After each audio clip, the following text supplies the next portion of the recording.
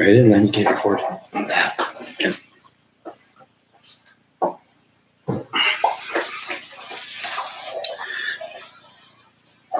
All right, man. So, All right. Live on Facebook, live on Instagram, Over there. live on YouTube. All right, folks. Well, good afternoon. A little earlier edition of the Put a Stamp on It podcast for you. I have Mr. Gary Frost and myself, Jose Ariano here, keeping folks entertained for at least about 45 minutes to an hour or until we see fit. So, other than that, though, how's it going with you, man? Oh, that's cool, man. It's the same old, bro. I mean, we're here doing another podcast, getting it going, just kind of see what we can do. Nothing really. I mean, how's your week been? Well, besides the Dodgers losing the game, pretty good. Last week was pretty hectic week after the podcast with all kinds of stuff going on, and I just decided, you know what?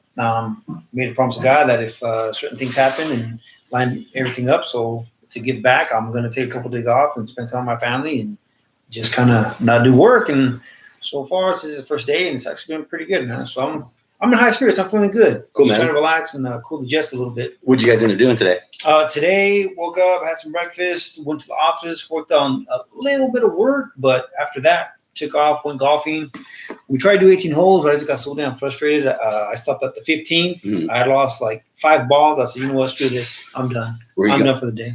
Yeah. Went over to River Lakes, and so my wife went with me, and she was my caddy, Mhm. which is pretty cool because that's not her cup of tea. She's not into a whole lot of sports. She likes like the Niners, Dodgers, and stuff like that. But Mhm. for her to caddy and actually take interest into what I like doing was actually made me feel really, really good. Mhm. So we connected a little bit today, and I was very appreciative of her that she says, you know what, I don't want to slow you down.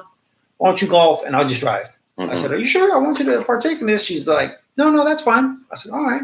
So we were just joking all the way over there. And then to my luck, I'm like, well, I was trying to be all show off and hit it good and blast it. And I just kept messing everything up. And I'm like, okay. And I told her, you know what? I'm sorry. I'm trying to showboat and show you that I'm semi-decent half the time. Mhm. And then I told her, maybe I'm just too nervous. I need to get a beer. So after we finished about 9 holes, I'm like, let's go to the snack shop. So we go. I get 2 Stella Artois. I'm like, kill one. I'm like, all right. Got to cool the jets a little bit. Get out there. Shit, I think it was worse. She's all like, yeah, that theory's out the door. I said, no, usually it works. It calms me down. So we ended up finishing off, and I said, let's just go home. She went and picked up my daughter, and she's over there taking my son to therapy right now. Mhm. And so after that, I was like, all right, showered up. I'm going to cook some tri-tip tonight. And then here I be. And then other than that, though, it's been last week was actually pretty good. I can't complain. Yeah, that's good, man. Well, I mean, definitely, dude, it seems like everything's kind of going good for you guys. I mean, you seem kind of on the surface, for the most part. I mean, kind of what you project and you put out there is that everything's pretty solid, right? Yeah. It's not always perfect, but I could honestly say like things get better. The storm only lasts for so long, but I appreciate everything that she's done, and and vice versa. Because there's been a couple times where I just feel like unappreciated or not even feel forgotten in a sense. Yeah. And then a reminder of it, hey, this is going on. And she's like, oh, I'm sorry, I didn't mean to do that. Mhm. And vice versa. She reciprocated back. And I'm like, okay, cool. And then we just work on that, and then we just grow together. So it's a beautiful thing, man. So I'm looking forward to, going into this week. We got a couple of Halloween parties this weekend. Yeah. Golf tournament this weekend. Are you going to play on that one on Friday? Yeah, for sure, man. Be a Okay. part of the golf tournament. What do you guys need for Halloween? Well, I'm going to go dressed as a Joker. I already have the moon outfit set up. So now it's just a matter of getting the makeup, the wig, and then I'll probably cut out an orange vest myself and draw the buttons on there. My daughter wanted to be Little Joker. She was even practicing to laugh and everything. But my wife was going to be Harley Quinn. And then now my daughter says, Mom, I want to be Harley Quinn too. So Okay. she's probably going to be Harley Quinn. Yeah. My son, he's probably just going to wear an ugly baby mask, and that's it. Any particular reason as to why? He just doesn't really want to put too much into it. He just wants to put a mask on, so he's like doing half the effort so we can say trick or treat and get some candy. Yeah. Even at 14, he's still trick or treating, which is good.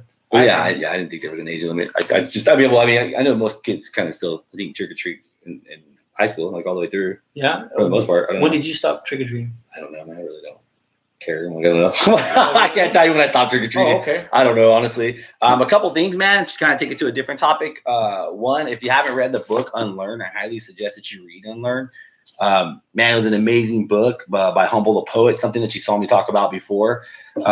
again, I always want to try to give as whatever content I think has helped out as much as possible. One in my life, so I always like to share with other people, and then they can take what they want, or they can just fucking throw it and not look at it at all. But that's pretty much up to them. All I can do is bring the content to you. But he's coming out with another book, man. It's dropping tomorrow. I've been just waiting for this book to drop. A couple dope things about this one is it goes live tomorrow, so you can actually purchase the audio book, and then you can also purchase the book actually online, do the read that way, or you can go purchase it in the store. Trying to get the name of it, but I think a couple of cool things what he's doing with this one, and it kind of made me think too, is kind of about how content's kind of put together. So this book that he's doing is going to be put together, like the chapters are going to be anywhere between 2 to 3 pages.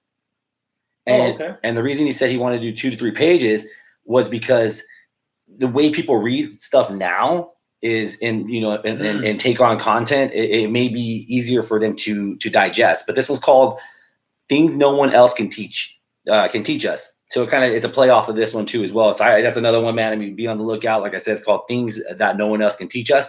I think it's a good one. I mean, it's some real simple things. I think that as you go and you dive into other stuff, I mean, church, other speakers, other holistic speakers and stuff like that. Like they all kind of give kind of the same content. But what I like is that he kind of breaks it down and he kind of puts it into more of a simpler form for you to understand. You may grasp onto some things, you may not. I think just generally where your life's at that moment, you're probably going to catch on to something like that.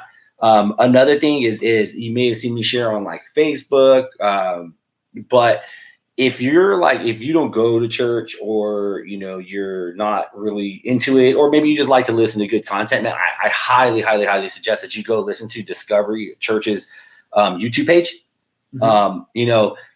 Look, man, just because your shit in your life may not be fucked up right now doesn't mean you can't take good content. Don't get to the table when shit's fucked up. Like, don't go to the table when your marriage is falling apart. Don't go to the table, prevent it. Be preventative. Like, listen to some things that are going to possibly help you, that are going to maybe open up your mind. Don't wait till you have a heart attack to go start going to the gym. Yeah. You know what I mean? Don't wait to get better at eating when you're diabetic. Now you're trying to fix the problems when you've already known what the problems are going to be, and everybody kind of runs to that at that moment.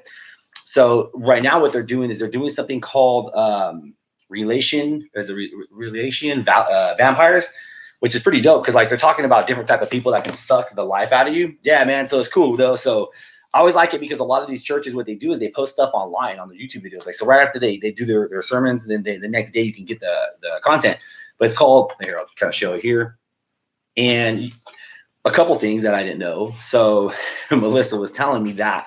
So a lot of these churches, like I had shared this video last week, and someone had brought it up, like, hey, I heard that at another place. And they sent it. It was like from a different church with the exact same logos. Mm-hmm. So I was kind of like, that's weird. Like, they copied each other. And she was like, well, when I asked her about it, she said, no, they basically, what they do is they all draw from like a same program.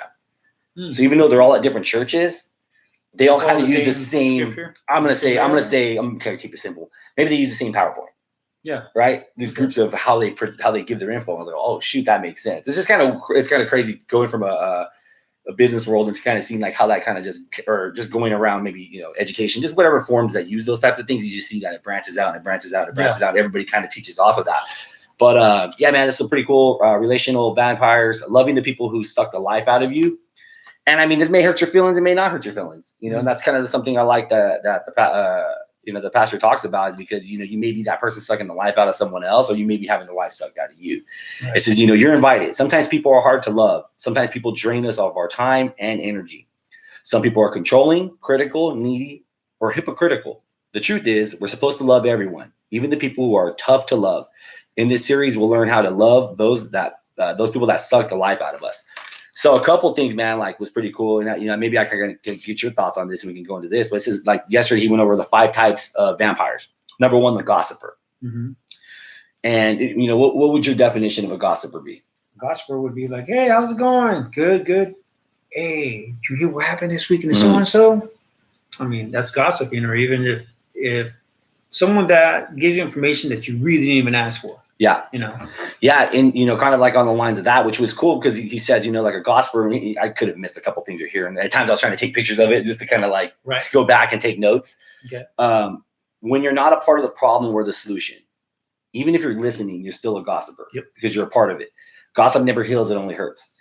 So it was cool to kind of how he went down that whole line in that thread about that. Then the next one he went is called the slander. So, makes false accusations about people to ruin others' images, makes someone else look bad bad and themselves just to look better. One thing the Lord hates lying lips, hate in your heart will come out in slander. So it's crazy, like, because he says if you have anger, then obviously it's going to come out as slander against another individual, right? Which is pretty, which I thought, you think about it, like, how often does everybody gossip? Yeah. I think everybody's generally a part of it. Everybody's guilty of it, right? One shape, form, or another, right? And maybe even slandering too, right? Yeah. I mean, you can just go from us just talking crap or anything like that, but you can kind of see how that negativity, that energy, just can build up over time, right, on both ends, right? Think about a relationship, maybe where you at work and you're with that somebody who's consistently gossiping. Like, how does that make you feel? Yeah. I mean, there's times we talk about being in the office, or like, oh my God, people just shut up. I don't want to hear it. Like, you just want to. I just want to zone in, and it just builds up and it builds up and it builds up, and it could just be like a callus, over it just building up over and over time. And people sometimes don't feel like that's a thing, Sometimes people just do it just to be. Just to participate in and I think so. I think that's the thing, man. Is a lot of times when you don't have anything genuine to say, boom, bingo, you kind of jump on that horse and be like, yeah, hey, by the way, did you know so and so? Like, and that's kind of sad, but people like that have to reevaluate themselves and figure out, hey, look, you know what? Maybe it's one of those things. If you ain't got nothing nice to say, really don't say it at all. Yeah. But let's keep it simple, I think. Yeah, no, for sure. And then he said the judger, they believe that they have the amazing skill to point out others' mistakes in order to avoid their own issues. Mm-hmm. Do not judge as that you won't be judged. So the idea was, if you ain't judging people, then you will have the option to be judged yourself. Right. What else did you keep your mouth shut? Pretty much. The complainer, another one, people that complain about everything. It was kind of cool because, like, this one, I felt like, for me, I'm a complainer. Like, I feel it hit home, because I've never been that person that's just going to sit there and be like, well, I think this person, think this person, think this person. But what I do is I like to look at that and say, like, can that be me? Is that me? Who am I draining? Who am I draining their life out of? And I think you should kind of always look inward before you look outward. Right. Would you agree? Yeah, but it's hard to look in that mirror and be like, okay, am I really the cause of this? Because a lot of times our egos will be like, nah, if you're feeling some kind of way, whether you're negative, and like this morning when you were feeling a certain kind of way, respect that. Okay. Yeah. I appreciate you telling me, hey, look, I'm not up to par. All right, cool. Yeah. All right, cool. Yeah. I'll respect that, rather than, hey, G, what's up? Yeah, and then, trying to go on like we usually do. It's like, shit, everyone's got a bad day. And you're not like that all the time. And right. I'm like that too sometimes. Well, then again, I mean, necessarily, is it a bad day? Or is it just a day I don't care to talk to anybody? Like, that's not necessarily bad. I mean, maybe bad because that's how you translate it. But like, if I come in and I'm like, hey man, I just want to get to work. Right. Like, people, one, should not get their feelings hurt. And then two, like, you have to be in tune with understanding of people, right? To be like, oh, dude just wants to get to work. Like, you can't be mad at that. Like, no, hey, I'm just here to work out. I really don't want to talk. I just got to get in my sets. Yeah. You're a dick. Am I? Like, I'm telling you the truth. Like, I just got to get it in, got to get out. Like, this is what we got to do. Then we got to get to work. Yeah. And that's the thing is, like, even when you say that, because it's all about how you say certain things. Like, if you say, hey, I don't want to talk, I just want to get to work. Oh, all right, cool. Yeah. Do you? But sometimes it's like, well, for me, like this morning, I'm used to that. I know I'm getting to know your personality and I know how you are. Okay, cool. Do your work and we'll just, do our thing. But, sometimes I'm caught off guard because we have a couple of days and everything's good. Hey, what's up? Good weekend. And then, oh shit. Okay. Switch gears and then do our own thing, But I think it's not a bad thing. I just appreciate your honesty, if anything. Yeah. All right, cool. All right. Give him the space. That's cool. Just work. Yeah. And so then they got the negative person. For as he, what are you getting out of being friends with a negative person? Do you fall in love with just a caretaker mentality? So like, being, even though they're negative, like, are you just in love with being around that negative person because you may be able to help them or you may be able to make them get better? A cheerful heart is good medicine. How do you respond to offense when you determine your future? So behind every anger is hurt. Okay. The other thing was cool is like, how do you respond? And that, I mean, it's cool because like and again, everything's gonna speak to whatever you're kind of at. How do you respond? Often you don't respond at all.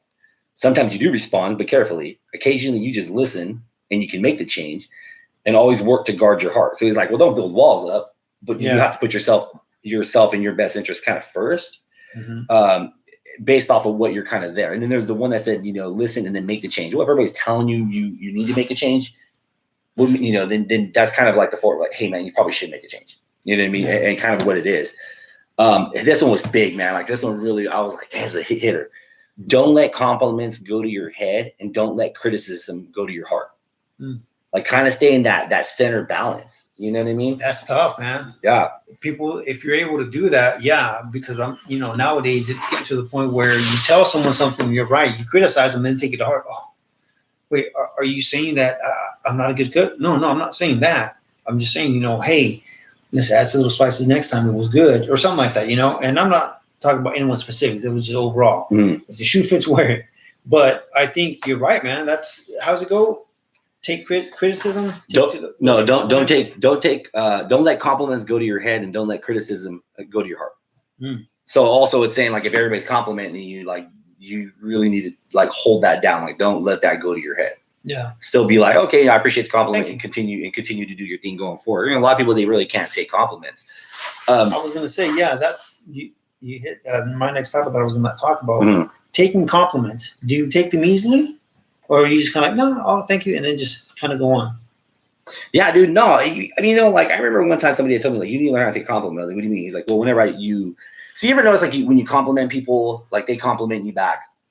You're like, hey, man, great job. You're doing awesome. Oh, thank you. Just like you. And I remember I would do that. And I still do that sometimes, right? Because you kind of don't know what to say. You're just kind of like, and I think it's just quick. It moves quick, right? And, it could be a little bit deeper, but which some guy goes, what you should do. He's like, some guy told me one time. He goes, man. He's like, when you get a compliment and you're giving a compliment back, he's like, I almost take that as disrespect. I was like, what do you mean? He's like, because you're not appreciating the compliment I gave you. He's like, you're just kind of like pushing it back off on me, which is telling me you don't know how to take a compliment. I was like, well, that's interesting. And he's like, he goes, instead of saying something back to me, he's like, why don't you just say, I thank you and I appreciate that. I appreciate you noticing.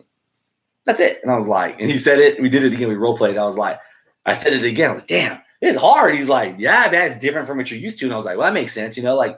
Because every time I give somebody else back a compliment like that, like it feels real unnatural.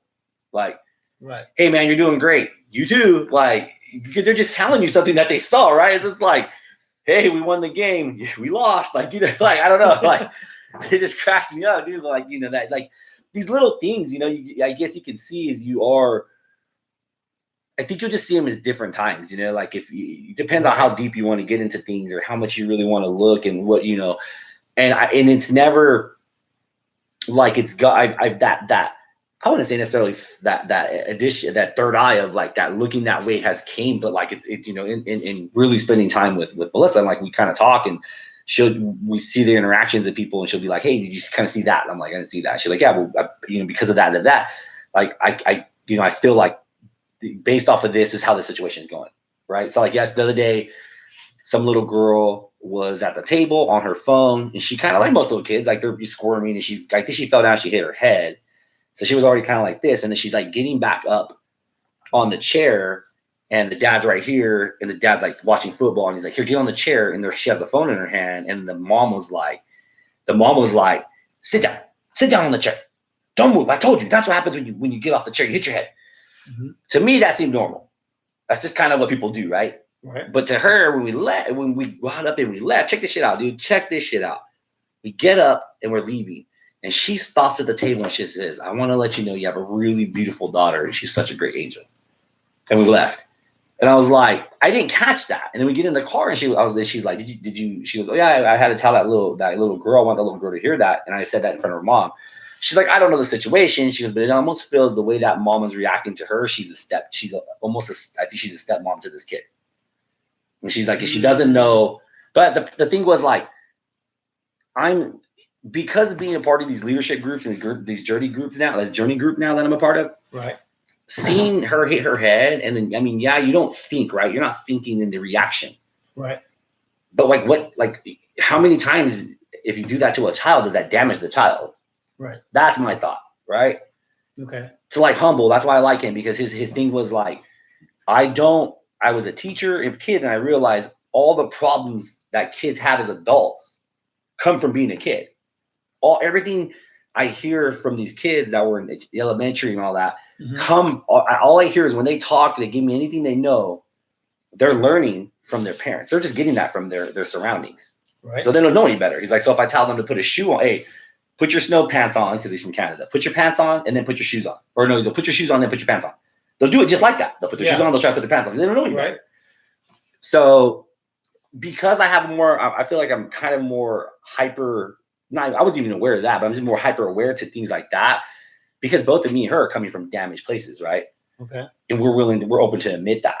And because of that, like, you kind of see shit, you're like, damn, like, okay, I can see how that happens. Don't cry, suck it up. You know what I mean? Yeah. Because these are going to have an outcome, good or bad. You know what I mean? Yeah. So who knows, her just saying that could have maybe that could have had an impact on the mom, or that could have had an impact on just the kid. Maybe they didn't know at that time, but it could. You know what I'm saying? Yeah. Well, the way I see it is, I think it's all based on perspective, right? Because I think it's a good gesture, because, like you said, she fell down, hit her head. Hey, sit down. That's normal, right? No, it's not normal. Well, to yell at your kid for hitting their head? No, for her to sit down. Right. And then she sit down. Well, that's what happens when you do that.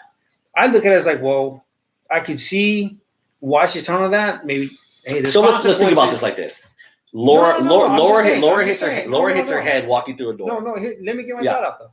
Is that if as kids, they need some type of structure, right? They do. Now, granted, if the way she did it was wrong, see, that's what happens. That's consequences. Not everyone has these epiphanies where they're a better parent, because they realize what they're doing to their kids is wrong, right? Right. Now, you do have to stumble and fall before you realize, oh shit, that was the wrong way. Mm-hmm. Sometimes it is too late to realize that. But with something like that, I think it's really up to the individual that we can try to intervene, but it might be like where it might be worse for the kid. Like, oh God, see, that lady says you're nice and you're acting like this. So, we don't know. Right. So if you saw somebody getting beat up, would you intervene? A woman? If a woman's getting beat up, or a man, of course I would intervene. Yeah. So some say, so like, there's really no difference between that. Well, physical abuse and verbal abuse is still abuse. Is that how you see it? No, they're the exact same fucking thing. I got divorced for physical abuse. She divorced her husband for physical abuse, or for verbal. Verbal. Okay. That's the same shit. It's the same shit. Getting hit or getting yelled at. Mm-hmm. It's all the same. Okay. One hurt. They both hurt. Right. In their own way. So what I mean is it's just a better choice. Now I'm not trying to say like, oh man, change the world or anything like that for everybody like that. But if you could touch somebody, in a moment, and just be like, like, yeah, that gesture can help. I think that's just what I'm talking about. The gesture, right? Okay. Yeah. So sometimes you got to get off. Sometimes my thought is just like I want to help, right? Okay. So I'm not trying to sit there and touch everybody's life or anything like that, but through experience. You know what I'm saying? Right. So like when we do this, like let's keep it fucking real and talk about real life. Right. Okay. Because if I can sit here and talk about all the shit I bought and all the shit I do all day long, how great my life is, and how much I can post on Instagram, make it look like it's great. Mm-hmm. But no one's DMing me telling me, "Oh, great job, you and your fucking wife or you and your girl are doing this and living the life going to college." You know what I mean? Like, yeah. But when they feel you're hurt, now you're giving back. Because now they feel they can be real. Like, oh shit, this fool hurts. Like, dog, like I appreciate that, dude. Yeah. Just like the homie thing. You know what I'm saying? Like that's because like you kind of just you can just feel like you can make that connection with that. Does that make sense? Yeah, it does. It's one of those things where I feel like in something like that, it's not to be negative. It's you're pretty much telling them about your experience. And if someone connects with you on a negative level, we're like, okay, turn that negative into a positive, right? Right. Well, I think it's just giving a voice. You know what I mean? You kind of hand a voice, and I think it's only when you're open to hearing that. Exactly and you can't make people open. You can just talk. The same way I can give you this book and be like, read this, and you're like, this. I'll be like, all right, cool. This is a piece of shit. It didn't mean nothing. It didn't mean nothing to me. It didn't do anything for me. Yeah, it didn't do anything for me. Yeah. And that's okay. That's okay. I have to give it to 100 people for it to make sense to one. Yeah. You know what I'm saying? That's just it. We're in a content building world. This world dumps on us to make you feel like you should consistently be happy. Oh, hell yeah. Well, I think they try to. The way I see it is like, I don't think they dump on you to make you happy. I just think personally that maybe they want to instill some type of inspiration, like you said. What are you talking about? Well, I'm talking about your phone. Like, look at your phone, your ads. You know what I'm saying? Like your ads, the things that the content that it brings in. You know, I'm not talking about like the people, like a friend or anything like that. Okay. Right. So what I mean is like the content, like they're basically they take your data, they sell it, right? You know, they sell it to these marketers to come back and get you based off of what they think your buying is going to be. Right. All this is about $1. Mm-hmm. That's what it is. Yeah. You know what I'm saying? Like, you know, you looked up Tesla and you bought a Tesla. You made that decision based off yourself. Somewhere in the middle, you probably could have been led to the decision. Mm-hmm. Once you looked at it on your phone, more Tesla ads pop up. Look at Spartan Race. Every day a Spartan email or a Spartan something comes in. Spartan this or Spartan that. Yep. It keeps it frame of mind, right? Mm-hmm. You know, it tripped me out, like Humble was saying. Like, he was like, you understand that you don't even see all the movies that are on Netflix. No. They only show you what you like based off of your searches. Mm-hmm. He's like, so you have to think about how much, if you never get out the rhythm of who you are, like, you're not going to see other stuff. Yeah. So that's kind of, it keeps you pigeonholed, right? Yeah. So I want to have a better life. I'm going to be more positive. I want to be around better people, et cetera, et cetera. But, you know, these things like these items kind of can contain you in that rhythm. You know what I mean? And and I think the worst thing is to act like they don't have power. Right.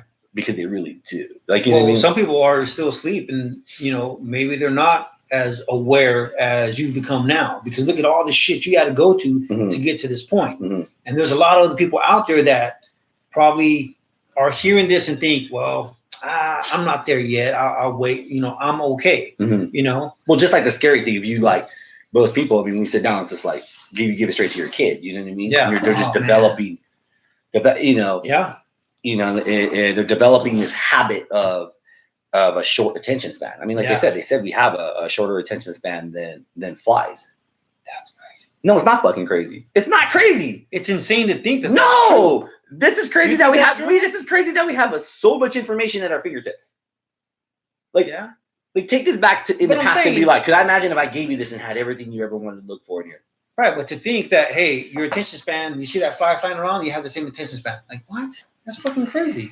I mean, that's insane to think that. I think they still have. I think people still have you in the same. They still have us in the, like, you still hear people like, oh my God, I can't believe I looked at a car and I saw that car on my Facebook.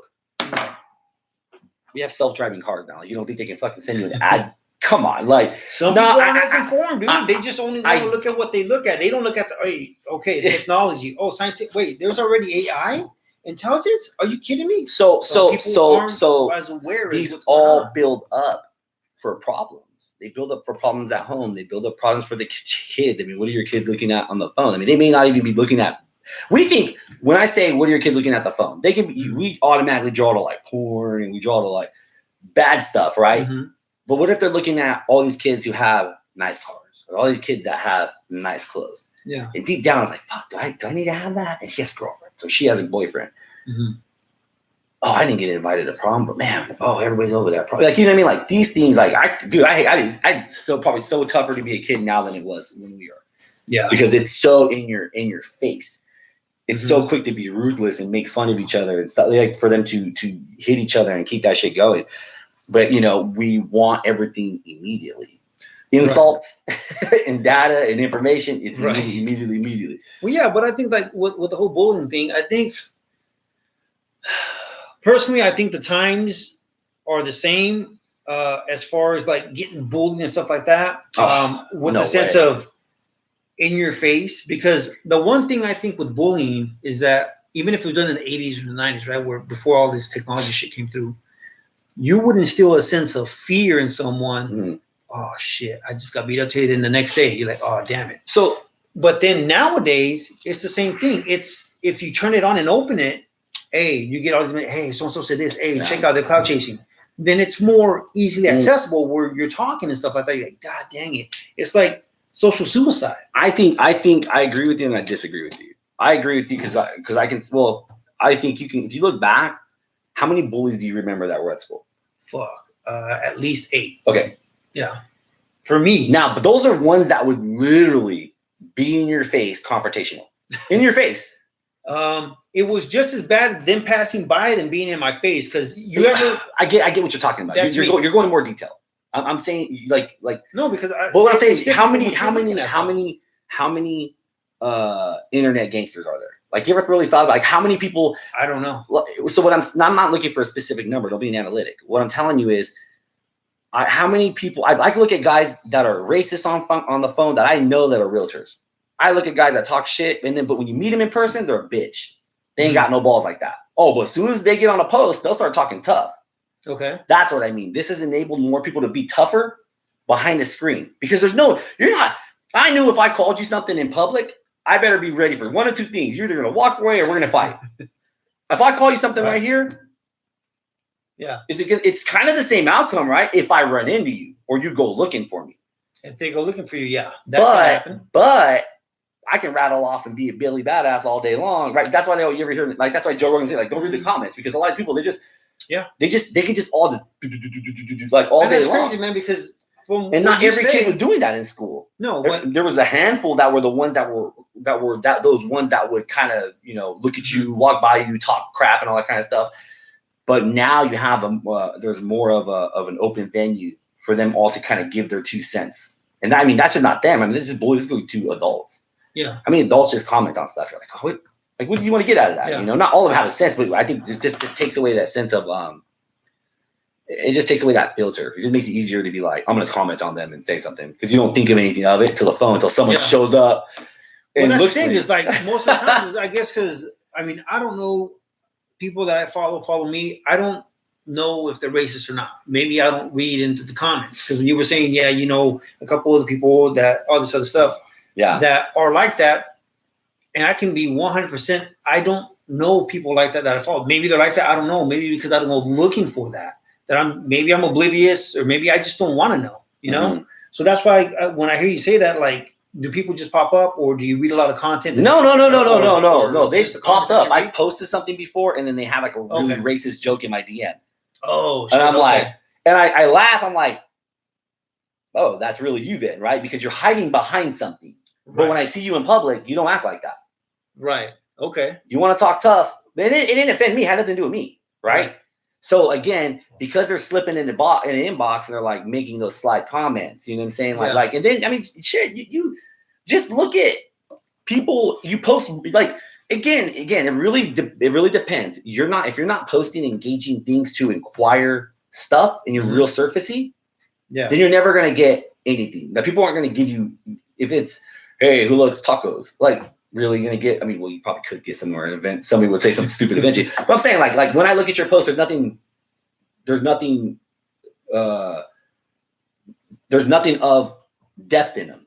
Good. I don't. But that's what I'm saying. Like, so there's they don't need to jump. They're not jump. You know what I'm saying? But then if you look at other comments, I can just be looking at like a NFL post, and you're like, God damn, like that gets ruthless. Like they just start, you see the first couple posts, you're like, ooh, God damn, people. But again, you think like it's just so easy to be like, that's my point. It's just so easy to go. I can agree to that, but I can't say I've really experienced that, because I don't know, maybe I'm not as in depth or as you say, kind of surfacey, because I really don't care about anyone else's opinion that's in depth. Like, hey, what do you think about AI and coming into your house? Like, I don't know. I can't relate to it. So I think we're missing each other on this. We're on two different. No, I see. No, I understand what you're saying. Because this goes from kids having tough, kind of how everybody presses upon each other, and then how they kind of keep on, like, you know what I'm saying, like how they can easily, it gives them a sense of courage to be behind a phone. Right. That was my kicker. Is there's just courage to have this buffer. Yeah. There's courage to say these things, because you're not front to front with somebody. Yeah. You take that phone out of the way and make that comment. No. And now suffer the consequences of what's going to happen. Because I always tell my daughter, I'm like, if you ever have a smart mouth on the internet, you're ready for somebody to put hands on you, or you put hands on them, or it's not really going to run into anything. Or just don't say anything at all. Yeah. You know what I mean? So with something like that, then let me ask you then. Do you think the kids that are hiding behind this? I don't think they're hiding. I don't think. No, I'm just saying, by them putting it out there, do you think that's the individual, or they learn it from their parents? I think they could have learned it from the parents. Yeah. Oh yeah, for sure. I mean, you learn how to treat other people from your parents. Mm-hmm. That's true. Either good or bad. Like, I mean, either good or bad, you know. But I don't think they know any better, right? I really don't think. I think as it progresses and everything comes through here, I mean, my opinion is that it's just gonna be how it is, you know. Like we went and watched that movie Jexy. It was like dirty. I mean, it was raunchy, funny, but raunchy. Yeah. We leave and there's like little kids that are like 6 or 7 in there, and the parents are like, "Yeah, fucking movie was fucking funny as shit." Blah blah blah blah blah. And me and Melissa were like, "Damn, they took their kids to watch that." Yeah. Well, that's to be the kid talking shit because there's no difference. Like, he just saw that. Yeah. So you have another kid raising a kid, right? You know what I'm saying? Like, there's not putting anything in there. You know, yeah, everybody has a fair shot and they can do their things, but that's what I'm saying. Like, if you're not, you know, and it may be hard for you to understand because and not even hard for me to understand, right? Because you're a good dad. Like, you don't put your kids in those positions, right? Yeah, hell no. Like, you've been through that, but you don't put them there. No. So that doesn't mean we have to be oblivious to if you just look at how other people treat their kids, like, oh yeah, hell yeah. Because I think a couple times, you're going to become that when you get older, right? And you can't do nothing about it, right? You hope for the best, but you're just kind of like, damn, that sucks. Yeah. So in the interaction where Melissa may have stopped and just said, "Hey, you're a good little girl and you're really pretty," I don't know.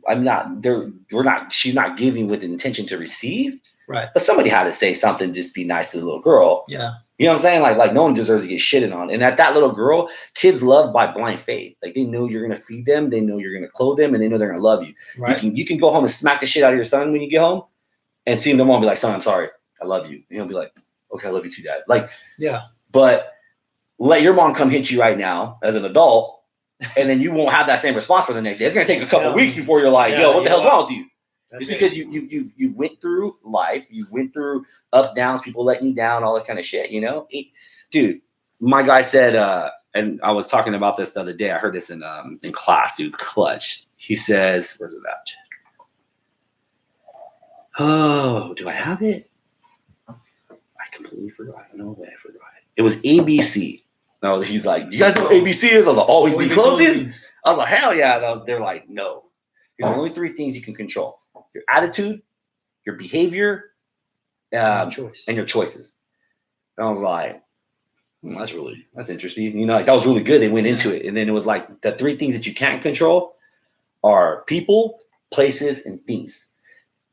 People are always going to let you down. Right. So you can't give with expecting that they're going to give back the same way, you know? Okay. He was like, places. He went a little deeper. He was like, places, you know, you never know where you're going to end up, or you never know who's going to be at that place, or what's going to happen at that place. You can only control kind of the controllables when you're there, and things are always going to break on you. You know, and he kind of went into some of that. And I was kind of like, but the one that really hit was like people, you know? Right. Because, I mean, we interact with people every day, and sometimes for myself, sometimes I expect to see the best in people because I feel like I give my best to them. They should be able to give the best to me in return, or at least a portion of it. And when it's not, I'm like, yeah. You know what? All right. Fuck it. And that's what I mean. Like, so that people are, you know, are like there. I mean, look at, yeah. I mean, I could just go back and relate to, you know, marriage. Like, oh man, I was married for 5 years, and I thought I put all my trust in a person. I thought I was giving my best. Right. I can't say she let me down, but it kind of came. That's how it feels, you know. Yeah. That's my anger dealing with it that way. But I could only give what I could give, and I couldn't expect to. I mean, yeah, I could expect to receive, but yeah, that all is hindsight, obviously. Yeah. You give Laura everything you want, you give her right now, and she leaves you tomorrow. Yeah. You know, your gut says to be mad, but if you can't, you know, you kind of go off that, "Hey, man, people are I'm just gonna give to give," and you know, you kind of look at like, "Hey man, they can let you down, they cannot let you down." You know? But that was kind of like, I was just kind of telling, you know what I mean? Yeah. Because I think I hear a lot of people and that vent, and they're just like, "I give her this and I give her that, and I buy her this. I got a tattoo for you. I'm here for her, you know, or I'm here for him, blah blah blah blah," and they treat me like shit. Like, but what are you like? Are you giving that to them just to get better treatment? Like, so look, like, get to the root core of it. Like, why do you have to give to get love? It doesn't work that way. Yeah. And if you give love, you know, you maybe shouldn't. You can't expect to always receive it back. Yeah. You know what I mean? Love has so many different forms. That's just gonna leave you short. Yeah, but that's the thing is, like, you know, if you give love, okay, that's like you said, that's just the surface. Some people are affectionate with love. Some people gifts. Like the 5 languages of love, right? Mhm. Everyone has different types, and I think it really takes a big person to realize, okay, before I get a divorce, what can we do? Like you said, you come to the table before the problems get to there. Hey, Oh, all right, dude, babe, what's for going sure. on? I What think can we do? dude, I think if anything, like if you just in dating, bro, like if you think it's gonna get serious, like I think you should start counseling then. Like Okay. what would be that'd be like you're doing that not because there's an issue, Right. but because you want to make sure that one of the next biggest investments you're making in relationship and time with each other is going to be successful for both of you guys, and you both Right. have a clear idea of this success. Right. How much easier would it be to have started over again and you knew everything Laura was expecting? Mm-hmm. Maybe there's things she couldn't tell you because she couldn't put in words, and all the things you expect and you couldn't put in words, and you guys got all this out. Yeah. Now you kind of have a better idea, now a blueprint, like, okay, Yeah. we should do this, and maybe we should work on this type of, Yeah. But we weren't taught that way. No, it comes with maturity, because whenever when you mention someone counseling, what is the first thing you think? Oh, it's all fucked up. Right. So how do you or there's something translate that? wrong? Or there's something wrong. Yeah. So, and I mean, I think that's a great idea, because my wife and I, we talked about it before, like our communication, we think we're communicating, but we're not communicating like we should be. Well, right, on different levels. And here's the thing: you're not the only person. Right. You'll realize and I always suggest, because I hear this from the group and all the brothers, like, go get in a marriage counseling group with church. Like, just go. Like, not because you have a problem, just go. Like, just go. Like, what do you have to lose for going? And, go versus before there's a problem. Right. But everybody kind of, you start realizing, like, if you two start talking more about how you have communication, not even communication problems, bro. I mean, everybody has communication. Yeah, everyone does. Yeah. Me and Tony, me and you, like, the kid, like, everybody has a communication. Doesn't see eye to eye on certain communication, how they get things across, right? And everybody's coming from a standpoint of, like, you're offending me, I'm getting offended. You're not respecting me, and like, oh damn, right, the hell with it. Right. So one I think is just to take it's kind of like just take the whole the veil off and be like, all the embarrassment. Because first off, it's just embarrassment. I take the embarrassment out. Like, yeah, we can't communicate. Yeah. Now let's fix it. Right. Dak Prescott, you can't throw a football. Now let's practice on it. And let's I say, because if you really can't throw a football, you got to go. But that's the outcome you have to be ready for. But what I'm saying is, like, you know what I mean? Like then you go and you start hearing these other people, dude, and you start realizing, like, damn, I ain't the only one with the problem. And then you can talk to these other people, and they talk to the other people, you talk to them, and it's like, man, like I feel comfortable now. You know what I mean? Because I didn't realize how many people were going through shit and wanted to get divorced or thought about getting divorced. So I said I was going through divorce. How many people stepped up and were like, dang, that was just one indicator, right? Because I started talking about it more. And then number two was, like, once I started talking about religion, like, man, I feel like, like I'm here as I am, I'll walk with God. I'm all in now. I don't care what anybody thinks. This is just my choice. Man, I started having people hit me up like, man, I was in the same boat you are. I still am. How did you kind of, all from just talking, you know what I'm saying? Yeah. So, but yeah, no, I do highly suggest that. Go with your kids, go whatever, you know what I mean? Because you don't want to deal with what's going to happen. Then it's like a job, same thing with a job too, man. You go have a job, and then I see people get fired. Like, after I gave you 15 years of my life and you fire me, that's your first mistake, because you thought that they would never fire you. Like, you don't own that company. What led up to that, to you getting fired? It don't even matter. You just, the fact that you passionately love this company so much that you think this company would never fire you. Like, this company has no right to keep you forever. Right. But we've been conditioned. I've given so much, they can't fire me. They need me. Right? Yeah. And you build that up, and when they sweep the rug out from under you, you're like, oh shit, for real? Yeah. That's why I urge anybody to, even, like, if you're in a position where if you ain't the owner of the company, right? And you ain't the owner of shit, you could be the one getting yourself fired. Yeah. But if you're in a company and you're there for 10 years or whatever, like, man, look at me. Like, man, what are the second, third options I can have just in case something happens? Because once you become the most, how many times have you heard someone say, once I make the most money, who are they going to cut? They try to cut me and hire two younger people. Mm-hmm. For the price of one. They sell the company. They no longer lead you because you may be cancerous, or you can't fit their system. So now they're gonna bring on people they've already had at their early company now before they expand out. Right. And you don't want to be left in that situation, because then that's going to trickle to the marriage. It's going to trickle to the relationship, to the kid, because you're stressed out. You know what I mean? And our suicide rate goes up as you get older, more for men than women. Yeah, it's I think it's, I don't know the actual number, but they were talking about it. It's like the suicide rate for men is higher I think he's like over 40 or something like that. Oh, damn. And a lot of times like they were talking about this because there was this guy that's running for president, and I can't think of his name, but he was talking about how they're saying that, artificial intelligence is going to take over a lot of job positions. Mm-hmm. So a lot of people that have these replaceable jobs are going to get pushed out. Right. And the fear was, well, how many of these guys are going to commit suicide? Then they went into the statistics of how many men, once they lose their jobs at that age, commit suicide. Because I'm the leader, I'm I'm the breadwinner, yada yada yada, like all the things that you're taught as a younger man, mm-hmm. or their weight on their shoulders, and then now they're like, they feel like they feel like there's basically like there's no. I mean, granted, we're in real estate, right? Granted, we kind of went that route where you can kind of see, okay, man, you get to get that. But just think about just think about working at your prior job, like UPS. And I don't even say or FedEx. Even like mine, I was working at like Verizon and AT&T and shit. And I just tell myself, like, fuck, I don't want to be selling phones when I'm 40 years or 30 years old. You know what I mean? I gotta get the hell out of this. Because I saw them sell the company too many times, right? You don't know when something's gonna hit and they close your doors. You know what I mean? Then you're 45 trying to figure it out. Mm-hmm.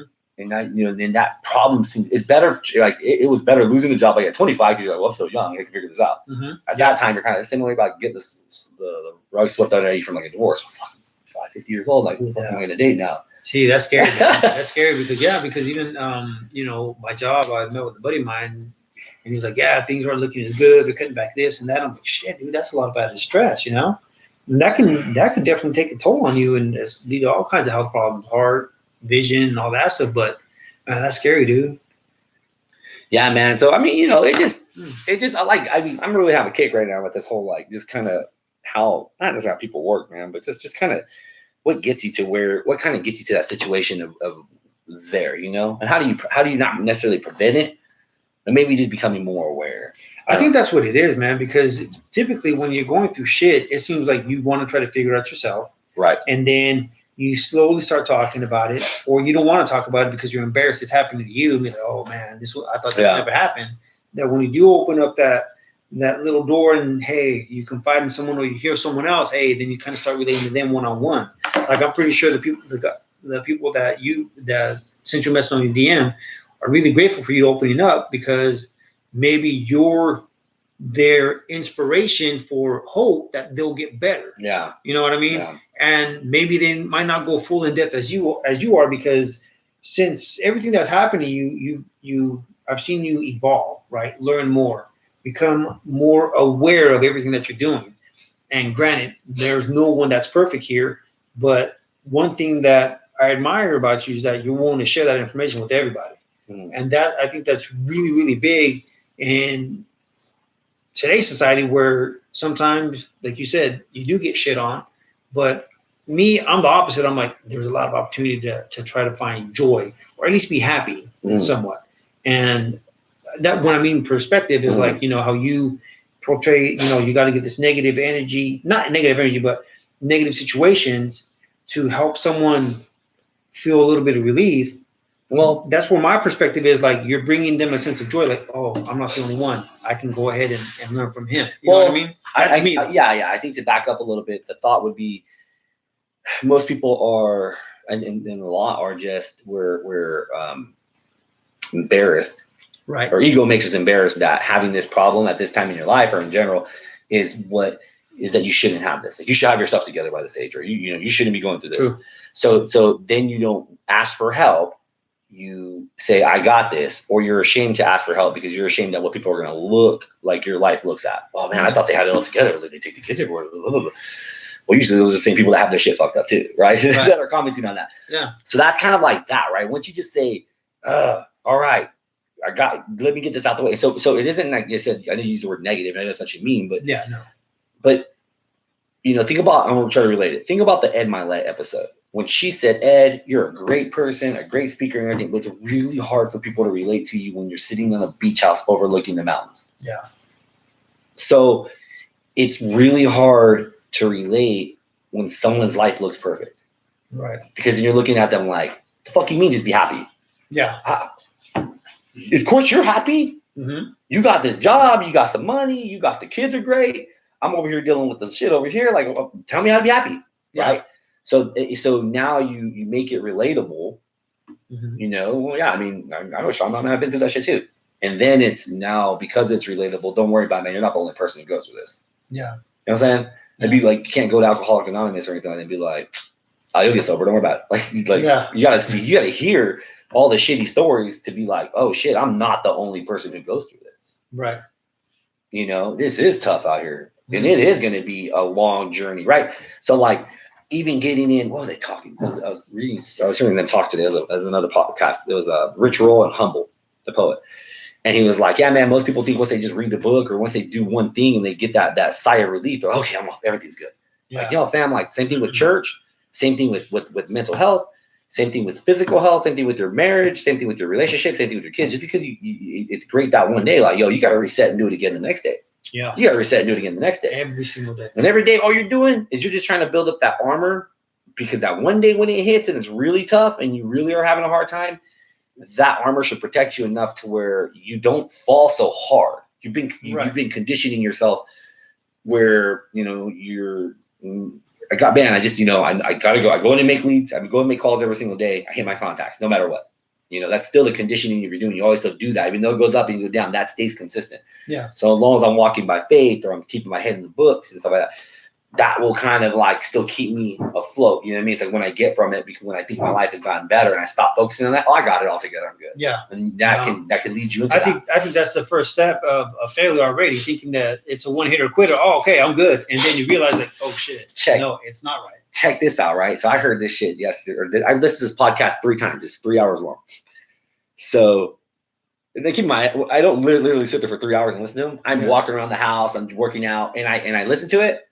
And then if I miss something, I'll listen to that podcast again. And it's like watching a movie 3 times, but I keep getting up and walking out of the movie to use the restroom. Okay. Eventually I put the whole movie together. Yeah. It's just, I just would rather listen to that than music. Right.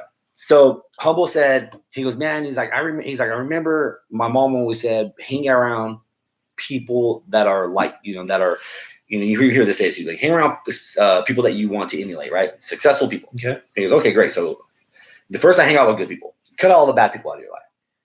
Second, hang out with people with bigger ambitions. So I hung out with bigger people with ambitions. Then I hung out with these top people with really big ass ambitions. He's like, and then I somewhere in the middle, when I got from leaving all the negative people to getting around better people and then bumping that up to hang around people with bigger goals, I started getting, my circle got tighter. He's like, but I got to this point where I started realizing these people that were so success driven at times were materialistic driven, but they were driven that I also started adopting their anxieties of success.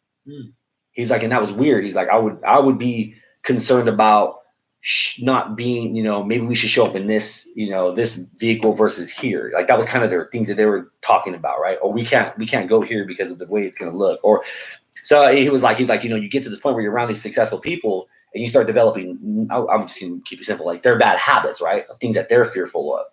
Right. And I was like, that's interesting, right? So think about it, right? You move, if you lose your scale of who you are, because that's what you're trying to do, right? I'm going to get to a better group because it's a better support group, and it's a better support group, and you're kind of going up that success ladder. You get there, and you're adopting. What if they're successful money wise, investments, whatever, right? But then they're bad with marriage and they're bad relationships. Like, what if you start developing that, a little bit of that? Right. Not knowingly, but it just kind of like, that kind of comes with it. If I'm here with these guys, So he also said like, then also say too, he's like, don't ever forget about the people that are negative, because you got to come back and get them. I was like, well, that's interesting. He's like, don't forget about the guys that maybe just need that help, because you can say, guys, I did it. Like, I got you. Like, he's like, so I think it goes kind of a little bit of both ways. And I was like, but you know what I mean? Like, I always thought that, like, if you don't set your goals out to a certain point, or even if you kind of just go here by here by here, and I think that kind of happened even like for myself. Like, I went from, I want to pay my debt, I want to sell houses, I want to sell a lot of houses, now I want to sell more houses, And then I got to this point where it's like, yo, shit, I don't want to be at this point, because there's a lot of anxiety that comes with this. Yeah. And then it was like nobody in that inner circle was telling me anything different other than, oh yeah, but just show up and go sell houses, they'll fix everything. Yeah. Nah, man, like you gotta now, now as you kind of maybe move with that chain, you gotta start being more you gotta start watching more of who you still are bringing into that inner circle. Yeah, and that's absolutely right, man. And you know what? That's exactly what I felt like last week, is all this anxiety with the deals going on, going south. I'm like, shit, I need to take a complete break and reset. That's exactly it. Yeah. So I'm taking 3 days off and working as little as I freaking can, and just trying to enjoy myself, I guess, just detox. But no, man, I think that's really good content. That if you're out there and you're listening, if it resonates to you, great. You know, just know that there is someone out there that has a story that needs to be told, or if you just want to vent, definitely, I wouldn't be able to explain, okay, the hardships of going through divorce. Have we thought about it? Yes, we have, but we talked about it and we were able to work it out. Was it easy? Hell no. I mean, we've been married 19 years, together 21 years. You think it'd be easy by now, but oh yeah, it's a walk in the park. Well, don't cut yourself short though, because I mean, you could talk about you don't go to the furthest extreme. You could talk about what it's like to go from leaving the job, learning how to do sales, going through the ups and downs of this, and then like what the struggle is of also having, not even the struggle, the non-expectation that you didn't know that came with that hardship of a relationship. Like, you really don't hear a lot of people really talk about that in between of the days you got to go in and work these big shifts, right? Or these days that you have to maybe miss a couple things. You got to reschedule something with your wife, or you got to get better at planning stuff out with the spouse. Like, yo, we got to plan 2 things 3 weeks in advance just before we do this. You know, there's no in between. It's like, I got in, here's the success, or I got in, here's the failure. But in between, like, that's the story that, like, or that's what you can help give back to other people if that's something you ever chose to. It's like, man, you know, man, I know what it's like when I did this and when I did this. I mean, you can recall it. Oh, I started golfing. Oh, well, you know, and because of that, maybe I got questioned. And like, we never golfed before. Everybody kind of goes through that, right? So like with me, like, you know, like, hey, I'm going to church. It was the you know, my daughter's just like, you never went to church before. So it's like, you can't, in a sense, you know, you can't close them. You can't tell them how passionate you are about it. And that's just a words. It's all action. So how do you translate? Because first off, would you want for them to go to church with you to experience it, or are you leaving it to them? When they're ready. When they're ready? Yeah, okay. Because I think if I make them go, like I heard, like, so kind of going back to listen to people's conversations. So I was walking out of church yesterday, and the fucking sermon was great, dude. Like, God damn, it was fire. So I walk out, and this parent's mom's yelling at her son for falling asleep in church. Oh, don't fall asleep in church next time. You pay attention. Yeah. Okay. Is that positive or negative? I think that's a negative. Okay. Now, this kid was probably 15, 16, maybe. Now, fast forward to being a part of this group. I hear guys that are between 40, 50, something like that, and you ask them, what is your biggest hardship with letting go and just going all in with God? Mm-hmm. Well, when I was younger, my parents made me feel that if I didn't, you know, if I sinned or if I didn't show up or I didn't take it serious there, I have anxiety from them yelling at me, them making me feel like it was a punishment. Like so. Mm-hmm. You think you're telling your kid don't fall asleep, blah, blah, blah, blah, like then now like you see like a lot of that creates a fear of God, like a fear, like you have a negative connotation of being in church. Right. Like, you know, how many, I mean, I don't know in general. I mean, how many kids can really go back? I can never say, well, man, I remember when I used to go to church, man, it was fucking awesome. It was fun. Like, I remember just being there, like, I didn't understand nothing. But my grandma and everybody could make it a point that, like, you have to pay attention. Yeah. You know, it was more like fear all the time. Fear driven. Yeah. I agree. Because even mom was like, we weren't Catholic, but there was this Baptist, and we weren't Baptist at all, but there was this Baptist bus that would come around and pick up the kids in the local Section 8. And she's like, yeah, how long did they go for? They came door knocked, and they're like, yeah, you know, come to this church. Mm-hmm. And we're Baptist community. We can come by, pick up the kids in the neighborhood, and come back, drop them off. Like, all right, cool, like carpool. All right. So I think what made my mom happy was the fact that it was 3 hours long. She's all like, yeah, pick them up at 9, bring them back at 12. Great. Here you go. And then I remember asking, we were like a couple weeks into it, like, hey, Mom, why don't you want to go with us? Say, oh, no. You guys go. I have things I have to do. Yeah. So then she would go, and then we'd come back, and sometimes we wouldn't want to go. Like, oh, you just want to get rid of us. She's like, there's stuff I have to do. Yeah. And that slowly built. I'm like, right. Yeah, dude. And then here I am thinking we're Baptist, and then we go to a Catholic church, and then we went to a Jehovah's Witness church. And all it was is just a babysitting for us. Mom was like, yeah, just go. I'll be over there. And then she would get in. She'd go. She went one time, and it was like an apostolic church. And this couple, this older, we just call them grandma, grandpa, because they were older. Mm. And they're like, you know what else? I know you think you have to worry, but we'll take the kids. And we're like, No. She's like, oh, that's great. So it would come by every Thursday, pick us up, take us, and I'd just be like, Yeah. oh, man. So yeah, man. So kind of like to answer your question, like, do I want my kids to go? Well, the two younger ones, I took them last night, but they go to the like the date, the little daycare center. Yeah. And then, not to mention, I mean, they go to St. John, so like they kind of like there. I mean, they kind of have these little things where they kind of made him an introduction to God, and he had a lot of good things he said and everything like that. Yeah. So he kind of, he's kind of there. I think they're kind of getting into it in a sense. But like for the older ones, because I've had such a disconnection where they've never seen me there other than getting married, like I can't, like, I'm like, hey guys, let's go. They look at me like, for what? Yeah. So my gut reaction can be like, because we have to go. I want to be a better person. Like, you know what I mean? Like, or I could be like, I mean, look, you're probably not going to, because a lot of it's hard to even understand, right? Because you think, right, back to the book. I give you this book and you read it. It may not make any sense to you. Maybe you may not be able to like correlate anything to it, right? Mm-hmm.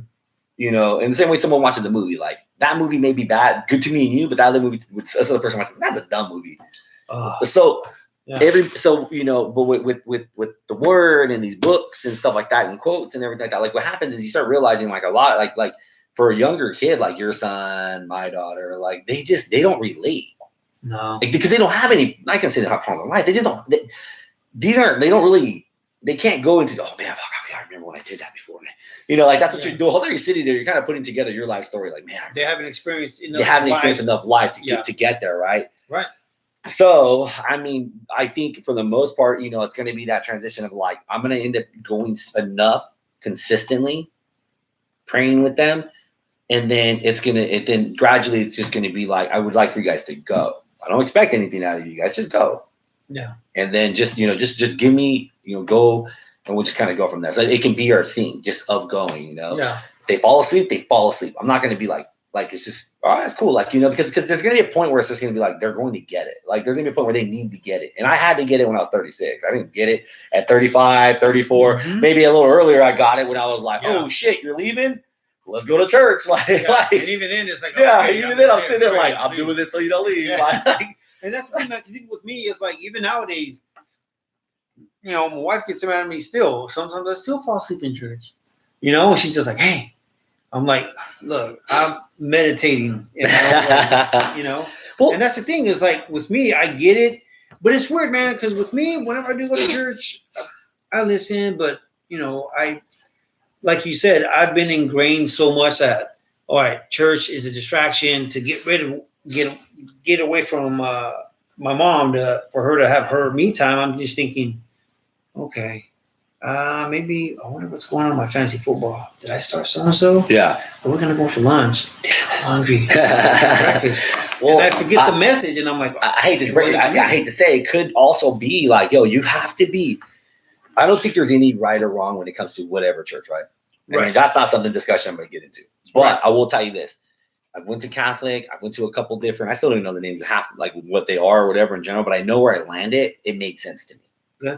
And that may be it. Like maybe it may not be that. Maybe that church may not be the words you hear that makes sense to you. But maybe you might go to a different one. It's like, yo, I get this. Yeah. And baby, if you want to come with me, cool. But I'm getting my word on my own. Yeah. And that's kind of it isn't our walk with God. It's my walk with God. And you can get that message over there, right? So gladly this one works out for us, but. And then like when you leave, like, are you talking about it like after, like, hey man, what did you think about that ceremony? Or did you think about that? Like, what did that hit for you? Yeah. Hey guys, what did that mean? You know what I mean? Like now you can break it down and stuff like that. Go back. I mean, they make it. You're Catholic, right? Or Christian? Catholic. Okay. It's like they make it easy. Like they put the slides up. And you're like, oh shit, okay, trigger a note. They ask you to take notes, and then they interact with you. So it's like it's really engaging. It's fucking engaging as hell, dude. You're like sitting there like they give you the notes. They have a card that already has half the notes written, and you just fill in the blanks. And then they help you, like he responds, okay, here's this. If you don't get it, it's going to be on YouTube later. It fits what our age demographic is. They play into like the fact that, they're probably, like, he has a beard and I dress like a millennial. Like, but again, too, that's really inviting of comfortability, right? Because I remember going to church and be like, yo, I got to get dressed up before I can show up to St. Francis. If I'm not dressed up, I go over there, people are in jerseys. And And the biggest thing is the indicator of the quickest people that judge you, the vampires, are going to be like, oh, you didn't dress up for church. Oh, you're not taking this serious, or you're on your phone taking notes. Like there's no, I don't think there's anything that says how you, man, like if you just take it in how you take it in, fam. Like when you up there praying the way you pray with your family, the same way with education on this stuff. Like you're gonna learn how you're gonna learn at your own pace. Like this is between you. You can either stand there and do nothing, or you can put your best feet forward and you're learning something. There's no right or wrong to it. Right. I spend more time listening to shit Monday through Saturday of different, somewhat similar sermons, and I'm like all day, like, okay, I listen to 2 of them each day. Oh man. Oh shit, because they're like an hour. Like, oh, that's the top. Okay, cool. Yeah. Take a note. The crazy part is I'll get through that, and then I'll jump into like a Humble the Poet podcast or these different podcasts for different people, and they're all saying the same shit. It's all the same words. It's all the same things they're talking about. The difference is this is by faith. This is kind of more of like a divine energy, or more of like, you got this type of situation. Mm-hmm. So, okay, so I'm gonna listen to this too, but I'm just gonna drop out, I have this, and I'm gonna say, we got this. So it's all the same stuff. When you listen to so much of it, you start realizing it's a lot of the same stuff. And so it kind of just all supports each other in a sense. And you guys say, okay, I want to be challenged. I'm going to listen to this, and maybe not make no sense to me. This isn't, it feels weird to listen to it, but I'm going to listen to it. Yeah. And then for that, I'm going to try to digest it and put it into my own content. But again, man, that was my biggest fear too. Like, bro, I didn't, still don't, but I don't know which one to pick, what Bible to pick up. I didn't know the difference between Jesus, the Holy Spirit, and God. I was like, like at our group, I was like, it's a dumb question. I was like, but can someone explain that to me? And they're like, yeah, great question. Another guy's like, I didn't know either. And he's like, thanks for asking. And they went through it. I was like, oh, cool. Like, okay, that makes sense. And like they explained like all of it. I was like, oh, that's why I've been saying that. Like the whole time. Like no one, come on, 36 years old, no one ever explained that to me. Yeah.